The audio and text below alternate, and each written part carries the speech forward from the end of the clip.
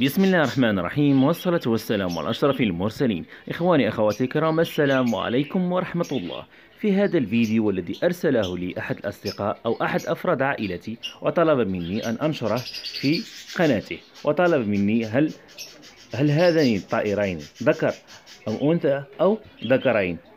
بالمناسبة هذه طائرين من طيور الإنجليزي، فهي بسم الله ما شاء الله كبيرة.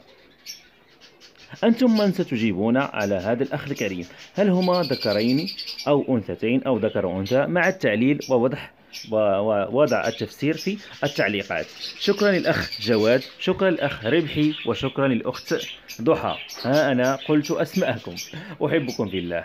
أترككم الآن مع الفيديو.